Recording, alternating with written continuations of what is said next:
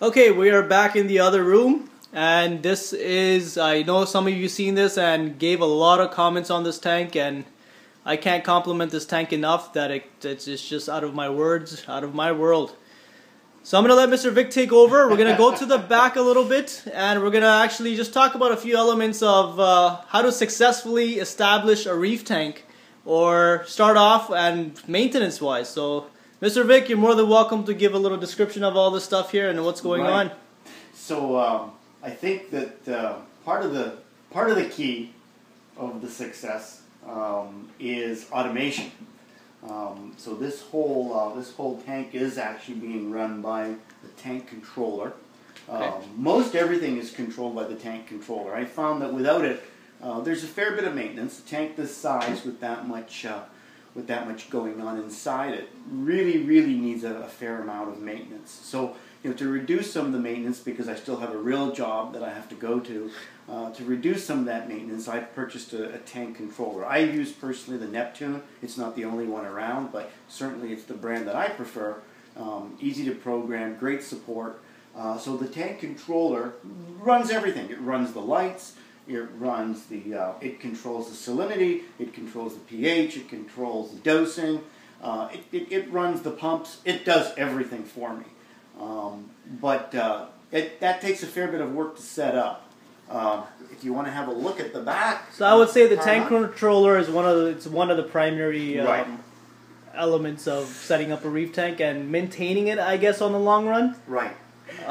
Is it a pricey equipment that you should invest in the beginning before starting anything off, or is this something that... So there's no doubt that it's a pricey piece of equipment. Okay. But what you're trying to do is you're trying to buy equipment that's going to make your life simple, right? There's no point in buying equipment, okay, if you're just going to have to maintain more of it, because it's just self-defeating. You might as well do it yourself. So the objective is to buy this equipment to simplify what you need to do. And now, so the question was, should we do it up front? Is it something you have to... So it's certainly not something you have to do up front. But as you find that you need more and more maintenance of your tank, and you will find that it needs more and more maintenance, maybe that's the time to start investing on some automation. I can't do it without the automation. I can't do it. Sometimes I go away for 2 or 3 days, and even that, with a tank controller, you know, with a tank of this size and this much livestock going on, that's really difficult to do. Okay. So I definitely something you should invest in. Whether you need to do it right up front, you know, I'm not sure, but it's something that I can't live without at this stage. Okay, and this you're with the Neptune system here. The Neptune controller, which is a small device right here. Right, that's the front of it, the display. Okay. And then if you want to go in the back here, let's hop into the where back. it's all connected. It's a little bit messy, the wiring, because as you know, I'm moving all this in a couple of months anyway, so I haven't taken the time to really pretty it up. There's the controllers. There's a mess of wires, which will be much neater in the other room, I'm hoping. Right. The main controller is this guy right here. Okay, the brain? That's the brain of it. It's Ethernet connected to my router upstairs, so I can reach it from anywhere in the house. In fact, I can reach it from anywhere in the world. The way it's set up. It's all smartphone ready, I guess. So you can have. Yeah, it's all smartphone ready. Yep. You know, I'm frequently, you know, in San Francisco or San Jose, so I can get onto the internet there and control my tank from here. So long as I've got internet access, I control anything in this tank. So this, as I said, it controls basically the AI lights, which you see at the top there. Okay, so we have those 3, the aqua 4 illumination. AI lights. Okay. These are the Hydra 52s. They're their newer models. The reason I bought specifically the Hydra 52s is because of the intensity that they generate. They're really designed for a long tank, and because I was moving this into a deeper tank, I wanted the extra intensity. So these are they're a little bit more pricey than their regular Sol and Vegas, but they have a lot more reach depth-wise. And the tank in the other room is a little deeper than this one. Yeah. This one is 24 inches, I believe. The one in the other room is 28 inches. 28 inches, yeah. So we need the extra reach. So we talked about controller to, I guess, control all your chemicals, your lighting. That's right. I'm sure the viewers can log onto the Neptune website and figure out exactly what controls what. So going forward with that, lighting would be one of the next important thing. Down here, you've got the big messy sump pump, where really kind of an essential part of holding a reef tank. And you're going to see multiple wires in there, multiple motors, lights going on and off. Right now, for example, it's dosing alkalinity. It's dosing calc to raise the pH, because the controller measures the pH. What it does is when the pH starts to drop below a certain level, it doses it in small increments. Not all at once. The computer is designed to dose it in small increments so that the pH doesn't rise or drop very quickly, but it's maintained at a steady rate, which is critical for most reefs animals. They don't like a big, huge change. In fact, most people lose corals and livestock usually because there's some kind of a change that happens too quickly. So the controller will dose it in small amounts. I don't know if you see the light going on and off, but it's basically, it's telling me that the pH is dropping a little bit, so the computer is trying to raise it in increments by putting in small doses of calc in there. A lot of people put their calc on their top off. What I discovered with top off is when it does top off, sometimes it adds too much calc and it throws the pH out of balance. So I don't top off. I don't put any actual calc in my top off water. What I do is I have a separate computer program in my Neptune that just controls pH. So he only draws in calc as he needs it. That makes a lot of sense, because the evaporation, according to weather with the seasons we have in Canada, the 4 seasons, constantly. From summer you can have more evaporation than winter time. That's right. So if you look down here, you'll see that there's, pardon my shoe, there's the calc, fresh water, and salt water. So the computer will, measures salinity and it measures the pH, and if it decides that there's too much salt because of evaporation, it'll add pure fresh water. If the salinity drops for some reason, and it's possible if you do a water change and maybe you haven't adjusted your salt quite where it should be, the computer will bring the salt up slowly. And of course the last one is the calc, which we talked about already. It doses calc as it needs it to maintain the pH in the higher level. Now this is all Neptune calculated, I guess. You would put your programmings and requirements on your Neptune, and the Neptune selects. Right. So the Neptune is not designed to be a dosing machine. Okay. So any dosing that you do is basically, the Neptune's basic job is to turn on a switch and turn it off. Yeah. And you tell it when, and when you tell it when not to turn off and on. Okay. So what I've done is I've calculated the how many seconds, for example, or how much dosage, how much fluid is dosed in a given amount of time. Yeah. And that's adjustable. I don't know if you can see in there's adjustable little knobs here. We can adjust the rate of flow. So all those flows are adjustable. So I've measured the exact amount of how much those pumps will put out when they're on, and then I can regulate them down to dripping if I needed to. So knowing the drip rate and knowing how long to drip for, I can calculate the exact amount of dosage that I need. So all I have to do is tell the Neptune to go either drip for 30 seconds or maybe 35 seconds. And I know how many drips and how much is going to go in. Okay, so now one of the questions is Bulk Reef Supply, which is a fantastic company. Right. They sell a lot of self-dosers or standalone dosers that actually have X amount of milliliters per hour or whatnot. So why'd you decide to stick with these aqua lifter pumps compared to the dosers? Right. So my logic behind that was very simple. Here I have a very powerful Neptune controller that can do all that, and I know how to do it. These pumps are relatively cheap. They don't, despite what you hear, they're actually very reliable. They're very easy to maintain. And I figured, I've got a Neptune controller here that can do it. A little bit of math, and maybe $60 worth of pumps there, and I've got full control. That doesn't. I'm not knocking the dosers because I think they're excellent. And it's certainly one way to go. I just happen to choose to do it my way, and there's nothing wrong with the dosers. In fact, I recommend them. But however, here's a system that I've put together because I had the controller.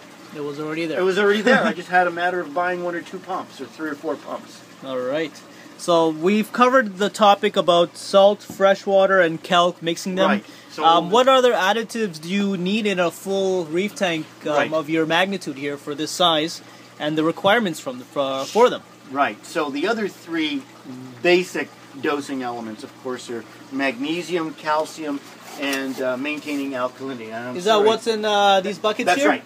That's so we right. got, So we've got ALK for right. So that's sodium bicarbonate. sodium bicarbonate. Okay. So that is full of sodium bicarbonate. The next one is full of a magnesium combination of magnesium sulfate and magnesium hydroxide.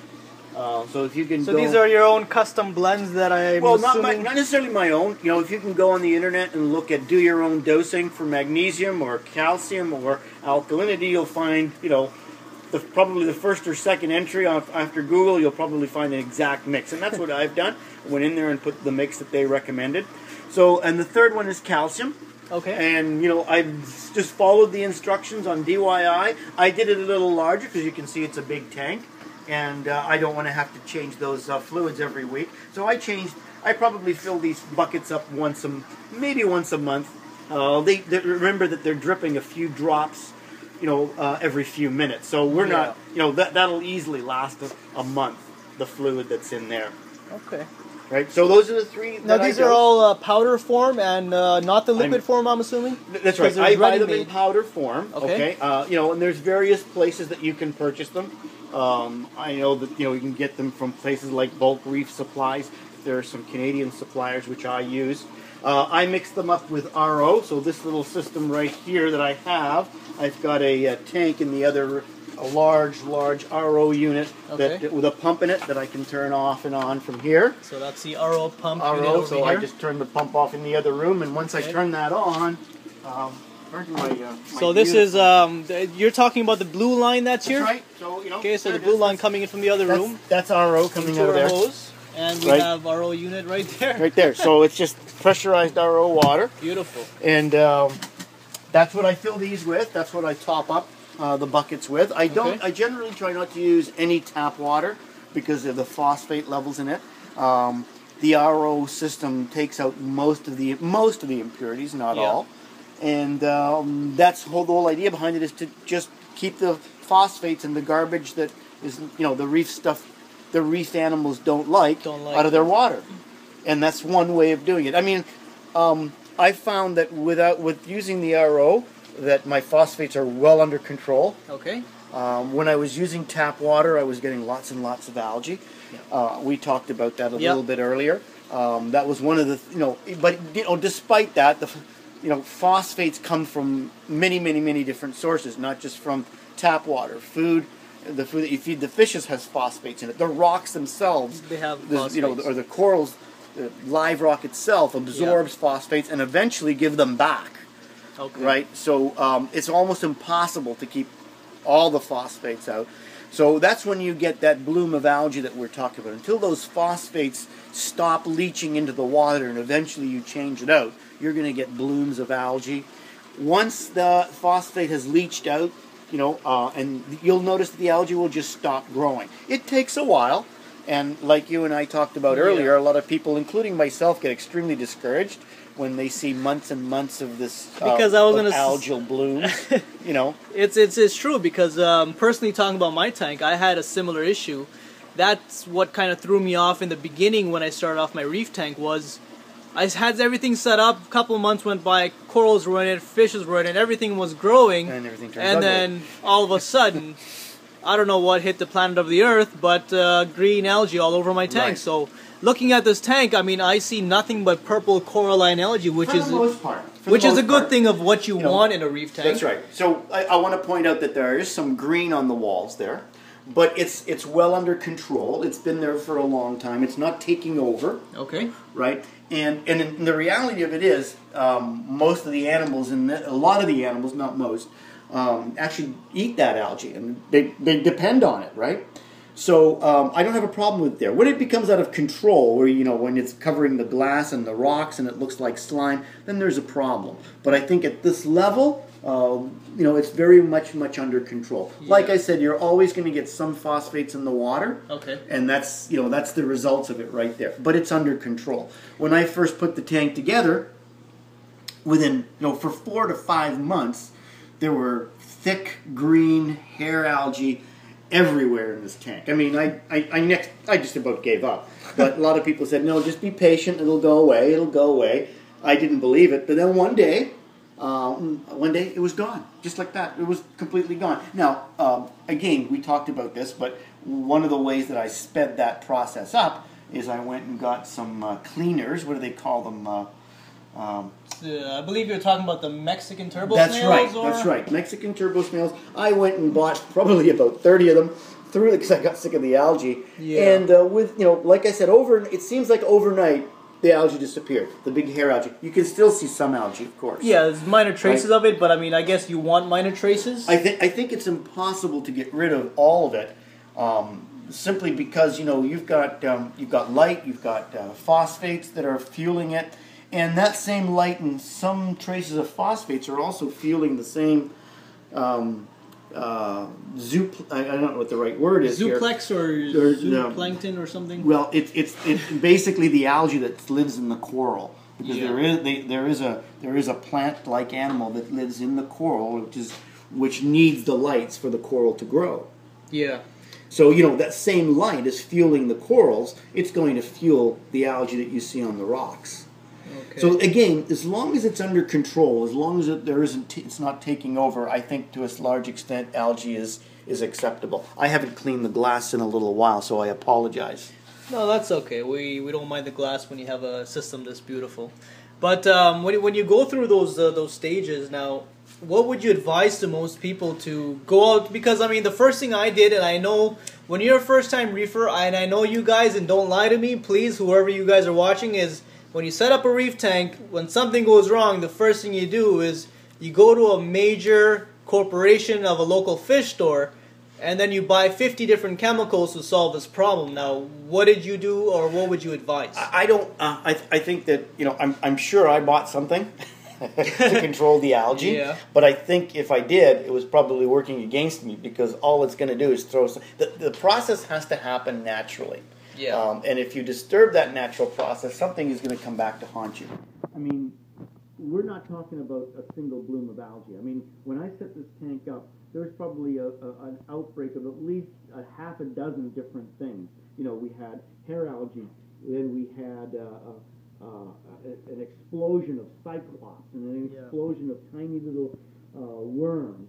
But then they went away, and then it was followed by a brown algae, then followed by a purple algae, and then a green algae. And I wasn't doing anything differently than the day before. Yeah. So these blooms are I think, have to occur. Then all of a sudden, one day, they stopped. The last bloom I got was this magenta coral that you see all over the place, and that's been kind of the last thing that happened. And it's been there for a few months now, maybe even more. It's probably been there for about a year now. So the best advice is pretty much leave it alone. Let nature do its own work. I mean, watch the chemicals. Yeah, right. Watch the chemicals. Make sure the tank cycles the way it's supposed to. Okay. Right. Try to keep the phosphates low by using RO, not doing huge overfeeding. Continue regular water changes, and I guess the biggest thing is be patient. Yeah. You got to be patient. Key number one, I guess. I guess the number one solution there is patience is one of those things where. Yeah, it's if you don't have patience in this hobby, you are definitely going to learn the hard way, I'm assuming. It's going to cost you. It really is going to hit you in the pocket. If you've got a better half or a husband or a wife at home, then, it might be your last tank. So you know what? Have that patience. That's the thing that I find is most people, and it's a beautiful hobby. You can get some wonderful, wonderful results. But those results, you have to follow the recipe. Yeah. You have to be patient. A lot of people halfway through just say, it's nice, but it's not for me. The amount of work that I need to do, generate it, is just too much for me. So it's very, very enticing. It's very glamorous, but there's a little bit of work involved to get that. And a lot of patience. A lot of patience. Yeah. When you mean recipes, are you referring to the laws of nature and the way the nature cycles itself and the parameters? Or are you talking about individuals who are using a lot of chemicals to solve their issues? Right. So when I use the recipe more metaphorically than anything else, and I was talking about the recipe for success being controlling your pH, controlling, making sure that your bio load isn't excessive. Yeah. Making sure that your phosphates are within line of what they should be. So those recipes include regular water changes. Okay. Those recipes include not overfeeding. Maybe using calc to control and buffer some of the chemicals, because that's really all that I would recommend in terms of a dosing. I mean, you saw other dosage things that I was dosing there. Are they absolutely necessary to start a tank? Well, no. Are they necessary when you have a large coral load like you've got here? Yeah. Well, probably. But if you're just starting up, are your corals going to die because you're not dosing coral? Unlikely. Do you want them to flourish, however, and grow quickly? Well, then you may want to think about dosing. Yeah. So really the only thing that I would almost say is essential for dosing is calc. Calc. When you get really good at it, when you get your animals growing, and you'll see when you get lots and lots of SPS and LPS type corals, then you need to start thinking about making sure that they have enough calcium and magnesium. But initially, to get the tank going, do you really need to get all these expensive dosers? Probably not. So you're running off minimal priced equipment? Not minimal, I would say.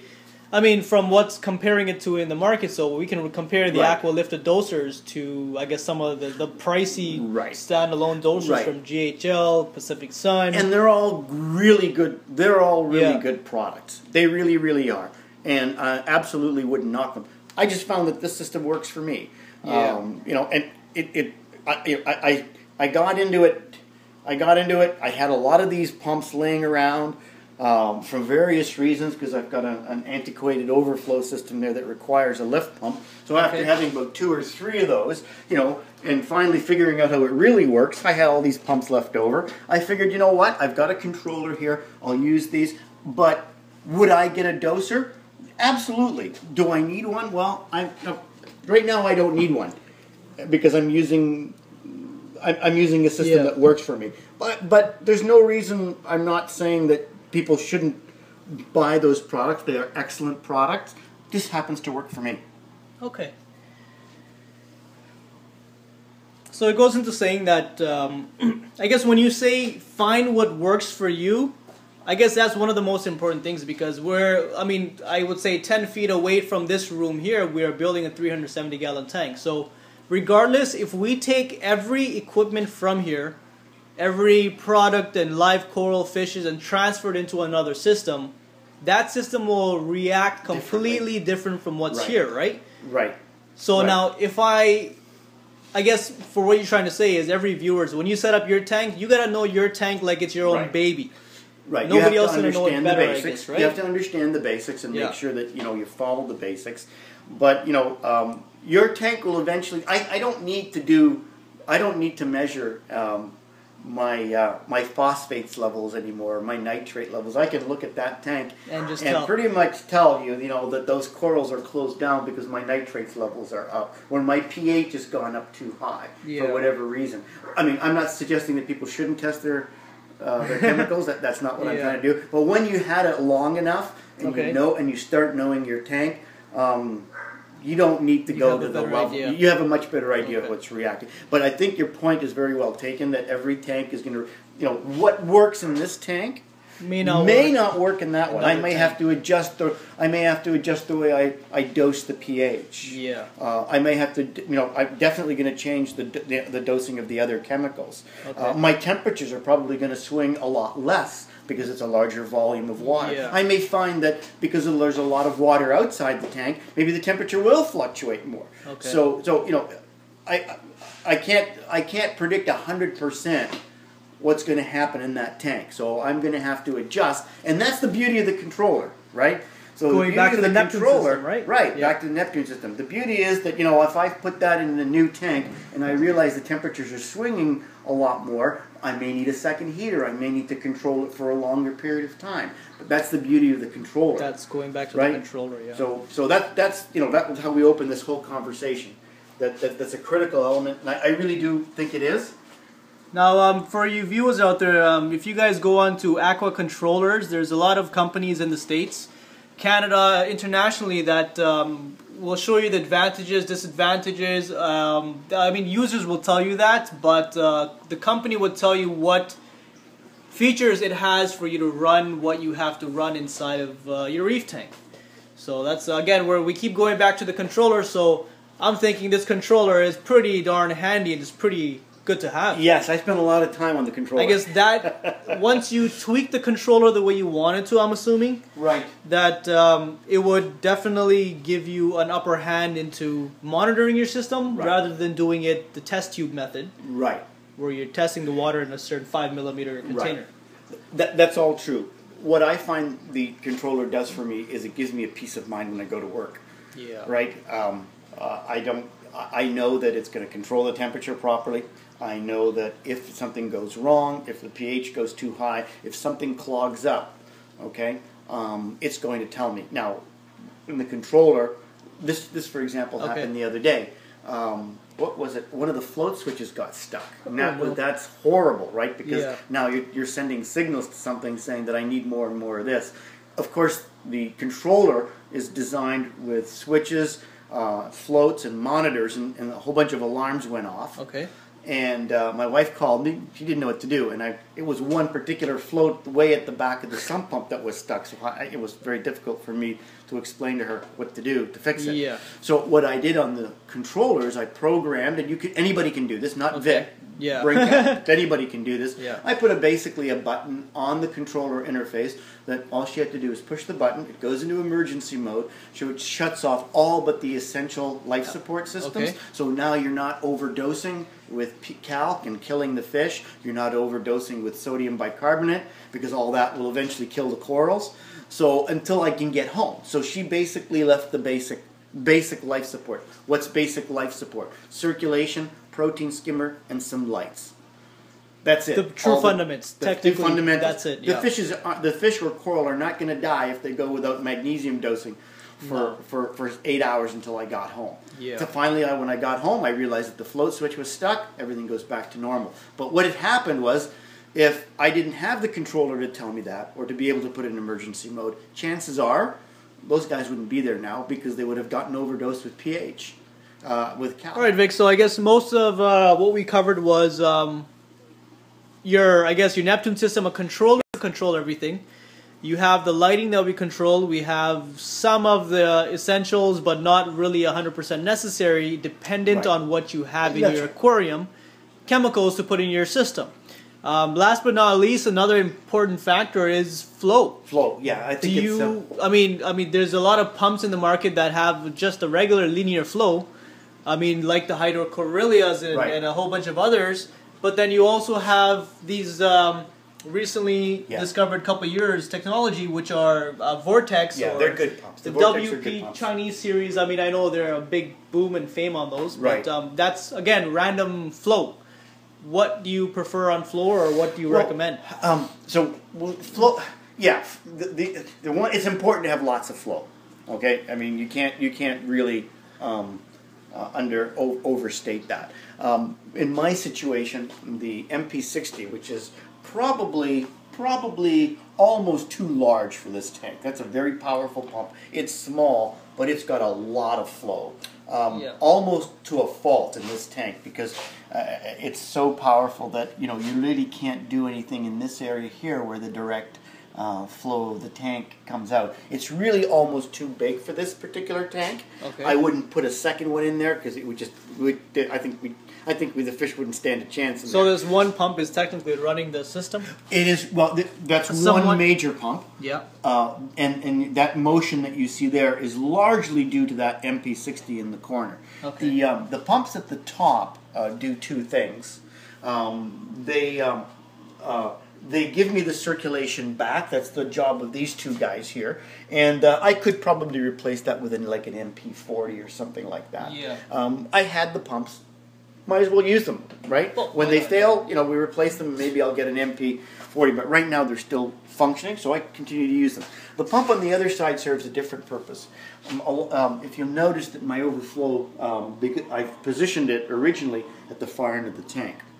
And what happens is those pumps are designed to take the surface water and that's what overflows. It's not water from down here that gets surface skimming. It's basically doing surface skimming. Okay. And what happens is that without that particular pump, which you can see the turbulence it's doing right now, yep, you get a lot of flat, motionless surface. And sometimes when you feed, you get a lot of oils and food surface byproducts oils. that surface tension, of the water.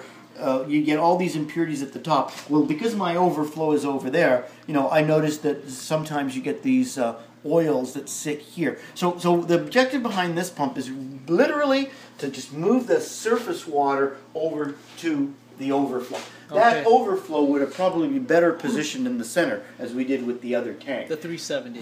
That's right. So in that tank there, it's in the center, and I will have two surface pumps pushing water towards the center of the tank. These are, you notice they're not pointing towards the surface, they're pointing down. More down. Right? You don't want to cause, I'm assuming, the turbulence at the top. I want to be able, that's right, I want the turbulence at the top to be pushing towards the overflow. And that overflow is giving me trouble, as you can see. It's got an issue right now. It's not working ideally. And that's why, that's because this particular tank wasn't really designed for a marine tank to begin with. Okay. As you know, in the 370, we've got notches and we've got drilled holes for return pumps. This tank didn't have it, so I had to go with an aftermarket overflow, which is powered by a small lift pump. Right, okay. And as reliable as they are, sometimes those pumps get clogged up. Yeah. Not because they fail, but because junk gets into their system and they clog up and the overflow stops working. It's been the bane of my existence with this system, and that's why I designed it a lot differently on the 370. So, how important is it to get from Primo Reef Acrylics a Reef ready-made tank instead of going with a tank with the hang-on overflow? This is how important it is. If you don't want to spend your entire day fooling around with getting equipment to work, like I'm going to have to get this overflow pump working as soon as we get this done. Okay. I think it's really important. Yeah, because overflow, I guess it's one of the essential things, critical. I guess. It's critical, and that one's failing right now, I can tell you that. Well, it's perfect timing, buddy, because if he can hang on for another 2 months, we don't need him after There that. you go.